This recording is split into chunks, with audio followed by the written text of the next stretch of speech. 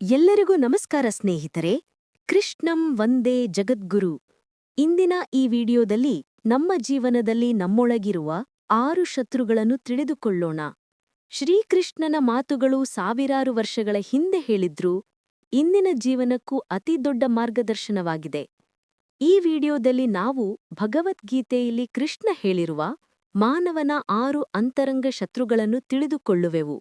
ಅವು ಕಾಮ, uncontrolled desire, ಅತಿಯಾದ ಆಸೆ; ಕ್ರೋಧ, ಆಂಗರ್, ಕೋಪ; ಲೋಭ, ಗ್ರೀಡ್, ದುರಾಸೆ; ಮೋಹ, ಅಟ್ಯಾಚ್ಮೆಂಟ್, ಅತಿಯಾದ ಸಂಬಂಧ, ಆಸಕ್ತಿ; ಮದ, ಈಗೋ ಆರ್ ಪ್ರೈಡ್, ಅಹಂಕಾರ; ಮತ್ಸರ, ಜಲಸಿ, ಈರ್ಷೆ.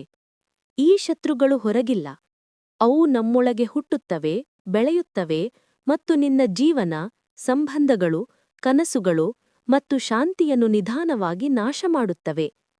ಈ 6 ಇಂಟರ್ನಲ್ ಎನಿಮೀಸ್ ಹೇಗೆ ನಿನ್ನ ಕ್ಯಾರೆಕ್ಟರ್, ಮೈಂಡ್ ಮತ್ತು ಕರ್ಮಾಗೆ ಪ್ರಭಾವ ಬೀರ್ತಾವೆ? ಕೃಷ್ಣ ಹೇಳಿದ ಪರಿಹಾರಗಳೇನು? ಧ್ಯಾನ, ಭಕ್ತಿ ಹಾಗೂ ಜೀವನದ ನಿಯಮಗಳು. ಮನಸ್ಸನ್ನು ಶಾಂತವಾಗಿ ಮತ್ತು ಬಲವಾಗಿ ಮಾಡಿಕೊಳ್ಳುವ ವಿಧಾನ ಏನು? ಈ ಜೀವನದಲ್ಲಿ ನಿಜವಾದ ಯುದ್ಧ ಹೊರಗಿನವರೊಂದಿಗಲ್ಲ, ನಮ್ಮೊಳಗಿನ ಶತ್ರುಗಳೊಂದಿಗೆ. ಎದುರಿಗೆ ದ್ವೇಷ, ನೋವು, ನಿರಾಸೆ, ಕೋಪ ಅಥವಾ ಗೊಂದಲ ಇದ್ರೂ ಕೃಷ್ಣ ಹೇಳುತ್ತಾರೆ, ಜ್ಞಾನವಿರುವ ಮನಸ್ಸು ಎಂದೂ ಸೋಲುವುದಿಲ್ಲ. ಈ ವಿಡಿಯೋ ನಿಮಗೆ ಜೀವನ ಬದಲಾಯಿಸುವ ಕ್ಲಾರಿಟಿ, ಪೀಸ್ ಮತ್ತು ಪರ್ಪಸ್ ನೀಡುತ್ತದೆ. 1. ಕಾಮ, ಅನ್ಕಂಟ್ರೋಲ್ಡ್ ಡಿಸೈರ್, ಅತಿಯಾದ ಆಸೆ. ಕಾಮ ಎಂದರೆ ಚೆನ್ನಾಗಿ ಬದುಕಬೇಕು ಎಂಬ ಆಸೆಯಲ್ಲ, ಆ ಆಸೆಯ ಬಂಧನ. ಕೃಷ್ಣ ಹೇಳುತ್ತಾರೆ, ಕಾಮವೇ ಎಲ್ಲಾ ದುಃಖಗಳ ಮೂಲ, ಅದು ತೃಪ್ತಿಯಾಗುವುದಿಲ್ಲ. ಮನಸ್ಸು ಹೇಳುತ್ತದೆ, ಇನ್ನೂ ಬೇಕು, ಇನ್ನೂ ಬೇಕು. ಆದರೆ ಆತ್ಮ ಹೇಳುತ್ತದೆ, ನನಗಿರುವುದೇ ಸಾಕು. ಕಾಮವನ್ನು ಗೆಲ್ಲುವ ಮಾರ್ಗ ಏನು? ಸಂತೋಷ, ಜ್ಞಾನ, ನಿಯಮಿತ ಜೀವನ, ಡಿಸಿಪ್ಲಿನ್. ಕನಸು ಕಾಣುವುದು ತಪ್ಪಲ್ಲ, ಆದರೆ ಕನಸನ್ನು ಬೆನ್ನಟ್ಟಬೇಕು. ಕನಸಿಗೆ ನಾವು ದಾಸರಾಗಬಾರದು. 2. ಕ್ರೋಧ, ಆಂಗರ್, ಕೋಪ. ಮನುಷ್ಯನಿಗೆ ಕೋಪ ಬಂದಾಗ ಅದು ಆತನ ಸಿಟ್ಟಲ್ಲ, ಅವನ ಅಹಂಕಾರ, ನೋವು, ಭಯ ಮಾತನಾಡುತ್ತದೆ. ಗೀತೆಯಲ್ಲಿ ಕೃಷ್ಣ ಹೇಳುತ್ತಾರೆ, ಕ್ರೋಧ, ಮೋಹ, ಸ್ಮೃತಿನಾಶ, ಬುದ್ಧಿನಾಶ, ನಾಶ. ಕೋಪವೊಂದು ಕ್ಷಣ, ಆ ಕ್ಷಣದಲ್ಲಿ ನಾವು ತೆಗೆದುಕೊಂಡ ತಪ್ಪು ನಿರ್ಧಾರದಿಂದ ನಮ್ಮ ಬಾಳೆಲ್ಲ ನೋವಾಗುತ್ತದೆ. ಕೋಪವನ್ನು ಗೆಲ್ಲುವುದು ಹೇಗೆ? 1.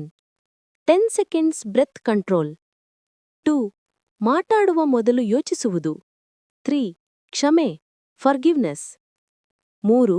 ಲೋಭ, ಗ್ರೀಡ್, ದುರಾಸೆ. ಲೋಭ ಎಂದರೆ ನನಗಿರುವುದು ಸಾಕಲ್ಲ ಎಂಬ ನಿರಂತರ ಮನೋಭಾವ.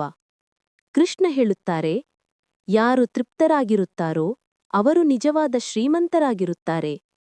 ಹಣ, ಸ್ಥಾನ, ಹೆಸರು ಬೇಕು, ಅದು ತಪ್ಪಲ್ಲ.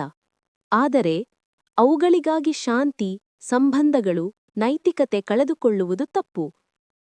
ಲೋಭ ನಿಲ್ಲುವುದು ಯಾವಾಗ? ಗ್ರ್ಯಾಟಿಟ್ಯೂಡ್ ಆರಂಭವಾದಾಗ. 4. ಮೋಹ, ಅಟ್ಯಾಚ್ಮೆಂಟ್, ಅತಿಯಾದ ಸಂಬಂಧ, ಆಸಕ್ತಿ. ಮೋಹ ಎಂದರೆ ಇದು ನನ್ನದು ಅನ್ನುವ ಹಕ್ಕಿನ ಬಂಧನ. ಆದರೆ ಸತ್ಯ ಏನು? ಬರುವವನು ಹೋಗಬೇಕು, ಇರುವುದು ಬದಲಾಗಬೇಕು. ಜೀವನ ನಿರಂತರ ಬದಲಾವಣೆಯ ಸಾಗರ. ಕೃಷ್ಣ ಹೇಳುತ್ತಾರೆ, ನೀನು ಏನನ್ನೂ ಕೊಂಡುಕೊಂಡಿಲ್ಲ, ಏನನ್ನೂ ತೆಗೆದುಕೊಂಡು ಹೋಗಲಿಲ್ಲ. Attachment is equal to suffering. ದೇಹ, ಜನ, ಹಣ, ಹೆಸರು ಎಲ್ಲವೂ ತಾತ್ಕಾಲಿಕ. ಆದರೆ ಪ್ರೀತಿ, ಮೌಲ್ಯಗಳು, ಧರ್ಮ ಶಾಶ್ವತ. 5. ಮದ, ಈಗೋ ಆರ್ ಪ್ರೈಡ್, ಅಹಂಕಾರ. ಒಬ್ಬನನ್ನು ಕೆಳಗಿಡಿಸುವ ಶಕ್ತಿಯಿಲ್ಲ, ಅವನ ಅಹಂಕಾರವೇ ಅವನನ್ನು ಬೀಳುತ್ತದೆ. ಅಹಂಕಾರ ಹೇಳುತ್ತದೆ, ನಾನು ಮಾಡಿದೆ. ಆದರೆ ಜ್ಞಾನ ಹೇಳುತ್ತದೆ, ದೇವರು ನನ್ನ ಮೂಲಕ ಮಾಡಿಸಿದನು. ಕೃಷ್ಣ ಹೇಳುತ್ತಾರೆ, ಅಹಂಕಾರವೇ ನಿಜವಾದ ಕಾರಾಗೃಹ. ಈಗೋ ಮೇಲಾಗುವಾಗ ಹೃದಯ ಖಾಲಿಯಾಗುತ್ತದೆ. ಈಗೋ ಕಡಿಮೆಯಾದಾಗ ಜ್ಞಾನ, ಪ್ರೀತಿ, ಸ್ಪಷ್ಟತೆ ಬೆಳೆಯುತ್ತದೆ. 6. ಮತ್ಸರ, ಜಲಸಿ, ಈರ್ಷೆ. ಮತ್ಸರ ಎಂದರೆ ಅವನಿಗೆ ಯಾಕೆ ನನಗೆ ಯಾಕಿಲ್ಲ. ಈರ್ಷೆ ಮನಸ್ಸಿಗೆ ವಿಷ. ಇದು ಇತರರ ಯಶಸ್ಸನ್ನು ಕಡಿಮೆ ಮಾಡೋಲ್ಲ, ನಮ್ಮ ಪ್ರೋಗ್ರೆಸ್ಸನ್ನೇ ತಡೆಯುತ್ತದೆ. ಕೃಷ್ಣ ಹೇಳುತ್ತಾರೆ, ಇತರರ ಬೆಳಕನ್ನು ಆರಿಸುವುದರಿಂದ ನಿನ್ನ ಬೆಳಕು ಹೆಚ್ಚಾಗುವುದಿಲ್ಲ. ಮತ್ಸರವನ್ನು ಗೆಲ್ಲುವ ವಿಧಾನ: 1. ಕಂಪ್ಯಾರಿಸನ್ ಬೇಡ. 2. Self improvement. 3. Blessing others. ನಿಜವಾದ ಯುದ್ಧ ಹೊರಗಿನವರೊಂದಿಗಲ್ಲ, ನಮ್ಮೊಳಗಿನ ಈ 6 ಶತ್ರುಗಳೊಂದಿಗೆ. ಇವುಗಳನ್ನು ಗೆದ್ದವನೇ ಶಾಂತಿ ಕಂಡುಕೊಳ್ಳುತ್ತಾನೆ, ಧರ್ಮ ಅನುಸರಿಸುತ್ತಾನೆ, ಮನಸ್ಸಿನಲ್ಲೇ ಸ್ವರ್ಗ ಅನುಭವಿಸುತ್ತಾನೆ. ಇಂದಿನ ಈ ವಿಡಿಯೋ ನಿಮಗೆ ಇಷ್ಟವಾದರೆ ಕಮೆಂಟ್ ಬಾಕ್ಸ್ನಲ್ಲಿ ಕಮೆಂಟ್ ಮಾಡಿ, ನಿಮ್ಮ ಅಭಿಪ್ರಾಯಗಳನ್ನು ಶೇರ್ ಮಾಡಿ ಮತ್ತು ನಮ್ಮ ಚಾನೆಲ್ಗೆ ಇನ್ನೂ ಸಬ್ಸ್ಕ್ರೈಬ್ ಆಗಿಲ್ಲ ಅಂದ್ರೆ ದಯವಿಟ್ಟು ಸಬ್ಸ್ಕ್ರೈಬ್ ಆಗಿ.